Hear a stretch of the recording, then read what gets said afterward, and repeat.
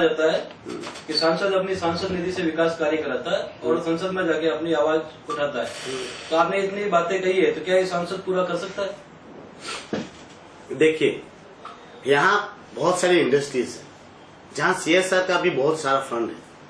तो सांसद अगर अच्छा हो, वो हफ्ता ना लेता हो, तो पॉसिबल है, सब कुछ कर सकता है। बहुत सारी योजनाएं बताई, बहुत सारे काम बताए, वो सांसद किस प्रकार से करेगा? वही तो बोल रहा हूँ कि इसके लिए हमारे पास CSR जैसी बहुत सारी पॉलिसीज है जिसपे सांसद आराम से इंडस्ट्री से, उद्योगपतियों से मिलकर, प्रशासन से मिलकर कर सकता है, सब कुछ कर सकते हैं।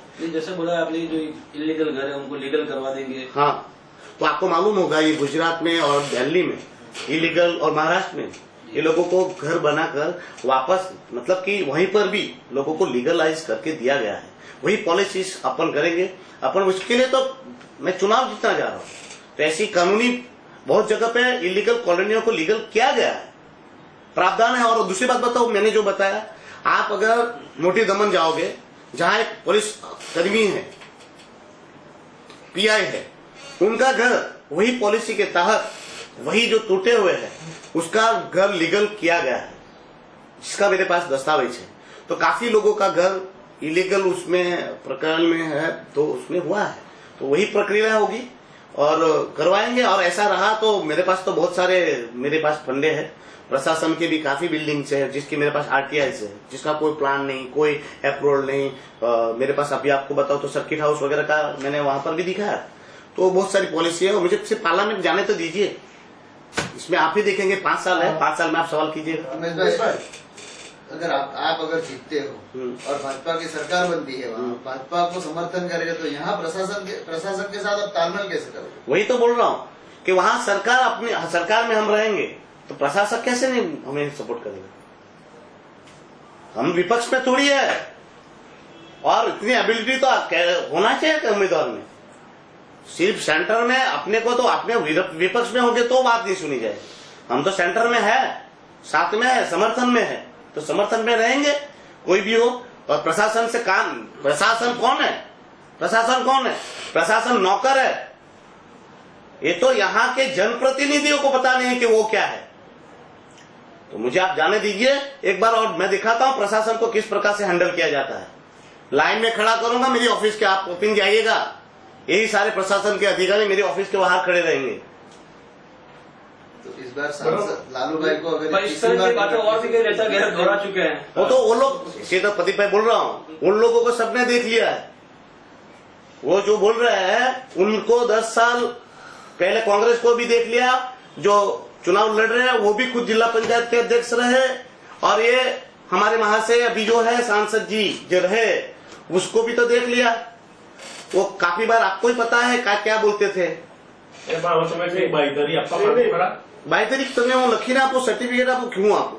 હું તમને ગેરંટી આપું છું, પ્રશાસન કોઈ બી હોય, બહુમતી ભાજપની આવી, હા, અને તો તમારા સમર્થનની જરૂરત જ નહીં પડી, હા, તો તમે અપક્ષ તરીકે શું કરશો? અરે તમને કોંગ્રેસ પણ સહયોગ નહીં, હા, તમને ભાજપ પણ નહીં આપશે, તમે કોઈ પણ સહયોગ નહીં, તમે એકલા અટુલા રહેશો, હા, તો શું કરશો? ત્યાં પાર્લામેન્ટમાં પાર્લામેન્ટ સદસ્યની તાકાત હોય છે મુકેશભાઈ, અને હું એકલો જ નહીં હોઉં, ઘણા બધા, કહેવાનો મતલબ ત્યાં 543 સાંસદો છે, 545 જેટલા બી સાંસદ છે, 545 સાંસદોમાં અવાજ સાંસદની હોય છે। ત્યાં કોઈ પાર્ટી નથી હોતી અંદર, ત્યાં સાંસદો હોય છે, અને ત્યાં પ્રદેશના અને દેશના સાંસદો હોય છે। હું દરેક સાંસદોને પોતાના સાથે રાખીશ। મારી કામ કરવાની પ્રણાલી બીજા જેવી નથી। હું ત્યાં એકલો નથી જવાનો, હું 544 બીજા મારા મિત્રોને બનાવીશ। ત્યાં સત્તા પક્ષ હોય કે વિપક્ષ હોય, બંનેનો સાથ અને સહકાર માંગીશ અને દમણદીવનો વિકાસ કરાવીશ। તો પછી તમે કોઈ પાર્ટી કેમ જોઈન નહીં કરી? જો તમે આ બધા સાથે જવાનો હોય તો પાછો કેમ તમને? હું એ જ કહું કે આજે ભાજપની સરકાર હતી, દમણમાં હતી, ઉપર બધું હતું, પણ જયારે બોલવાનું આવે ત્યારે શું થયું? ઉપરથી પ્રેશર આવ્યું કે પાર્ટીનું પ્રશાસન છે, આપણે નહીં બોલવાનું। હું અપક્ષ છું, ત્યાં સેન્ટરમાં સરકારમાં હોવું પડે, મને એમ તો નહીં કહી શકે આપણી પાર્ટીનું પ્રશાસન છે। નહીં, આપણે કોઈ પાર્ટી કોઈને ના નથી પાડી બોલવા માટે। અરે મુકેશભાઈ, પણ વારંવાર જનતાએ સાંભળ્યું છે, આ જ શબ્દ સાંભળ્યા છે। એટલે હું કહું કારણ કે છું, અમે સાંભળ્યું છે. ભૂતકાળમાં આ દમણદીવનો અનુભવ એવો છે હમ. કે પ્રજાના પ્રતિનિધિઓ પુલનું ઉદઘાટન પણ પોતે કરી નાખેલું છે. આટલી હિંમત બતાવેલી. સાચી વાત એટલે જ તો કેવું ને, મને તમે મોકો તો આપો. આ ઉમેશ પટેલ શું કરી શકે પ્રજા માટેથી? આજે આપણે કોંગ્રેસ જોયું, ભાજપ જોયું, બધું જોયું. ઉમેશ પટેલ વગર સત્તાએ આ બધું કરી ચૂક્યો છે. જેના પાસે શું પાવર હતો? 4 સીટ જિલ્લા પંચાયતની ત્યાંની હોય કે દમણની હોય, વ્હીકલ ટેક્સ હોય કે ડોમિસાઇલ કે કોળી સમાજનો સમૂહ, કોળી સમાજની ઓબીસી સેટ 27 જાતનું હોય. મુકેશભાઈ, આજે હું તમને એક બીજું વસ્તુ બી બતાવવાનો છું. એકવાર તમે મને જે પ્લામાં કહેતો હતો તે આજે હું તમને બતાવીશ કે કોણે ઓબીસી લાવ્યું. એક મિનિટ મારો ઉમેશભાઈ, તમે કહો કે લોકોના ઘર તૂટ્યા, દુકાન તૂટ્યા છેલ્લા 3-4 વર્ષમાં ભાજપ શાસનમાં. દયાભાઈ વલ્લભભાઈ પટેલ અહીંયા 10 વર્ષ MP રહ્યા, 1-2 વાર તમે બી એમની સાથે રહ્યા. એ 10 વર્ષમાં કોંગ્રેસના શાસનમાં કેટલા લોકોના ઘરની દુકાનો તૂટ્યા? પણ તેમાં લોકોના ટાટિયા તૂટ્યા, લોકોને મરાવવાનું, હપ્તા લેવાનું, હા, અને એવું ઘણું બધું કાર્ય થયું. હપ્તાખોરી, લૂંટ અને બધું ઘણું થયું. તે કોંગ્રેસ રાજમાં પણ લોકોને કેટલાના ટ્રાન્સફર થયા, ટીચરોમાં કેટલા પૈસા કટકીઓ ખવાઈ, ઘણું બધું જમીનો લોકોની આક્રોશ થઈ. પણ એમાં ઘણા નેતા ઉભા બી આવે એટલે ઘણા થાય, પણ કહેવાનો મતલબ એ શાસન બી લોકોએ જોયું અને તેનાથી કંટાળીને 25,000 વોટોથી હરાવ્યા હતા. સમજી ગયા? એટલે તે રાજવી બધાએ જોયું છે. તમે 25,000 થી લઈ આવ્યા અને હવે તો બૂમો પાડે છો કે કામ અને તે તમને કહું કે લોકોને આશા ને અપેક્ષાઓ હતી જે સંતોષાઈ નહીં. એટલે જ તો ઉમેશ પટેલ આજે 22 વર્ષથી ઉભો હતો.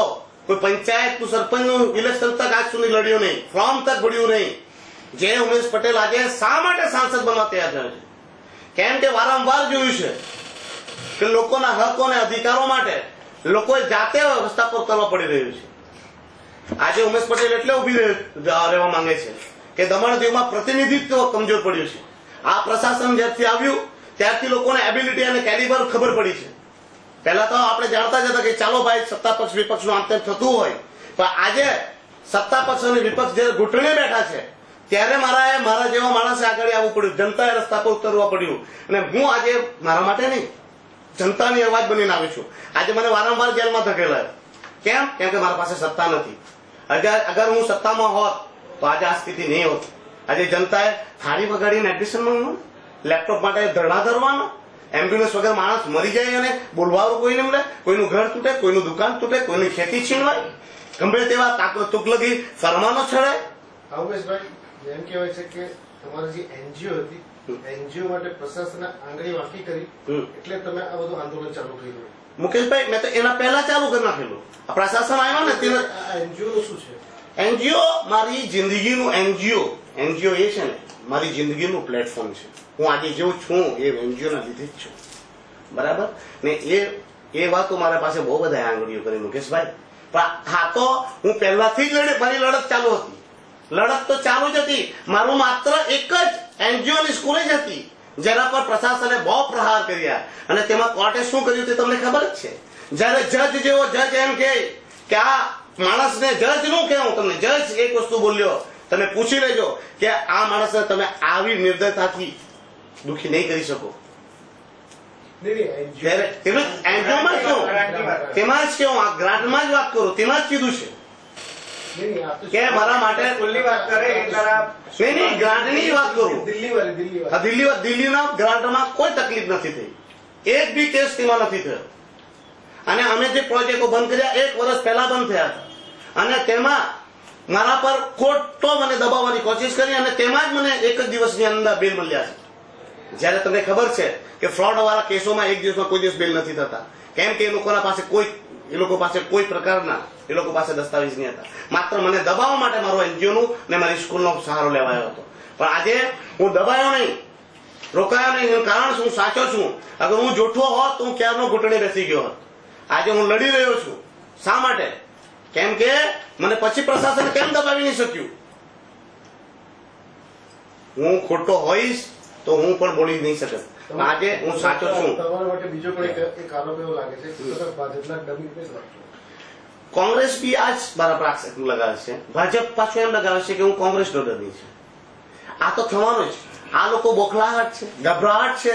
કોંગ્રેસને અને ભાજપ એટલે તમે ડમી કોના છો તે સ્પષ્ટ કરો. હું કોઈનો ડમી નથી. ઉમેશ પટેલની બ્રાન્ચ ના હોય, વાઘોનો એ બધા ડમી ન હોય. हाँ वाघ हाँ कांग्रेस का मानना है कि आप भाजपा के वोट तोड़ोगे, भाजपा का मानना है कि कांग्रेस का वोट तोड़ोगे। सही बात तो आप किसके वोट तोड़ोगे? दोनों के तोड़ूंगा। यही तो बात है, वही तो मैं कह रहा हूँ। भाजपा कांग्रेस के दोनों को तोड़ के दोनों को साफ कर दूंगा। ना भाजपा आएगी ना कांग्रेस आएगी, यहाँ जनता आएगी। ना भाजपा आने वाली ना कांग्रेस, दोनों का तोड़। यही तो बोल रहा हूँ मैं वही कर रहा हूँ। मैं क्या मना कर रहा हूँ? सही बोल रहा हूँ। आप सही बोल रहे हैं। जनता की मतलब राष्ट्रपति शासन आएगा। नहीं, जनता की मतलब लोकशाही आएगी भाई साहब, राष्ट्रपति आएगा। उमेश भाई, आपने हेल्थ की बात की, एजुकेशन की बात की, इंडस्ट्री की बात की, कहीं भी भ्रष्टाचार मुक्ति की कहीं बात नहीं है। लोगों को अपने सरकारी काम के लिए पैसा देना पड़ता है, तो आपने भ्रष्टाचार की कभी बात नहीं की। अभी नहीं देना पड़ता है. देखिए प्रदीप भाई, मैंने पहले बोला हफ्ताखोरी, माफियागिरी, ये सब वो भ्रष्टाचार के ही पहलू है। बराबर है, ये माफियागिरी में सब कोई आ जाता है। पहले से मैं तो मेरे परिवार के साथ जा रहा हूँ, मित्रों के साथ। अब कितने लोग मेरे साथ जुड़ते हैं वो तो मैंने अपील की है। अभी बहुत सारे प्रेशर्स है, प्रशासन से लोग डरते हैं, घबराते हैं। हमारे पॉलिटिकल पार्टी के बड़े बड़े लीडरों से घबराते हैं, डरते हैं। हो सकता कोई नहीं आया, मैं और मेरी परिवार ही रह जाए। लालू भाई पिछली बार भी बोल रहे थे कि मैं जीतूंगा तो मंत्री बनूंगा ही बनूंगा। अभी भी बोल रहे हैं कि मैं अभी मंत्री, तो मेरी बात हो गई, मैं मंत्री बनूंगा ही बनूंगा। वो तो 50 साल और भी चुन के लाओ लालू भाई को, तो 50 साल तक आपको कैलिबर पता है लालू भाई जी का। 50 साल भी आ जाएंगे तो मंत्री तो जाना दीजिए। अब मैं ज्यादा इसलिए नहीं कहना चाहता, व्यक्तिगत सांसद जी हमारे ही पटेल कम्युनिटी के हैं, हमारे लिए आदरणीय है, सम्मानीय है। बोल रहा हूँ कि वो आदरणीय लोग हैं हमारे लिए, और मेरे दमन दीव के नहीं, मेरे भारत के सारे लोग मेरे लिए आदरणीय हैं। तो मैं ये व्यक्तिगत नहीं कह रहा हूँ, लालू भाई की कैलिबर और एबिलिटी सरकार में नहीं दिखी होगी। लोगों ने कांग्रेस को हराया और दूसरी बार मोदी जी को जीता है। आपको सही बात बताऊं, इस कैमरा पे, ऑन कैमरा, मैंने भी मोदी जी को ही देख के वोट दिया था लास्ट टाइम, बराबर है। मगर आज दुख के साथ कहना पड़ रहा है कि हमने जो आशाएं और अपेक्षाएं रखी थी वो साकार नहीं हुई। इसलिए आज तक मैं सबको मदद करता है, भाजपा को भी मदद की, कांग्रेस को भी की, सबको की, सबसे उम्मीदें रखी। मगर जब आशा और अपेक्षाएं खत्म हुई कि मुझे ही आना पड़ेगा, तब जाके मैं તમે શું માનો કે દેશમાં પ્રધાનમંત્રી તરીકે મોદી ફરી નહીં આવવું જોઈએ? देखिए मुकेश भाई, ये जनता जनार्दन નો ફેસલો છે, અને જે જનતા જનાર્દન, મોદી સાહેબના માટે શું માનો? मैं मोदीजी નો વિરોધી નથી। मैं મારું क्या તમે मैं કહ્યું કે મોદીજી, રાહુલજી, સોનિયાજી નો વિરોધી છું। મોદી ફરીથી પાછો પ્રાઇમ મિનિસ્ટર બનવો જોઈએ કે નહીં? જો જનતા જેને નક્કી કરશે તેને બેસાડશે। તમારો શું? મારે તો દેખજો, મોદીજી આવે તેના સાથે મને કોઈ તકલીફ નથી। હું મોદીજી અગર બેસશે સેન્ટરમાં તો મોદીજીને સમર્થન કરીશ। અગર સોનિયાજી, રાહુલજી બેસશે સેન્ટરમાં મેજોરિટી લેશે તો હું તેને સમર્થન કરીશ। મને મોદીજી સાથે કોઈ તકલીફ નથી। હું તો પહેલા મારું તમે બેકગ્રાઉન્ડ જોજો, એમાં મેં વાજપેયીજી માટે પ્રચાર કર્યો છે। 15 વર્ષ સુધી હું સદસ્ય રહ્યો છું મુકેશભાઈ, અને કોંગ્રેસ માટે બી પ્રખર વક્તા બનીને મેં ભાષણો આપ્યા છે। અરે એમાં એના પરથી તો એવું લાગે કે તમે તકવાદી રાજનીતિ કરતા। તકવાદી રાજનીતિ હું શીખ્યો જ નથી। હું દમણ દીવના હિત મારા માટે સર્વોપરી રહ્યું છે, અને હંમેશા દમણ દીવના લોકો માટે જીવ્યો છું અને જીવતો રહીશ, જેના માટે મને કોઈ પાર્ટી પોલિટિક્સ કે બાંધો લાગતો નથી।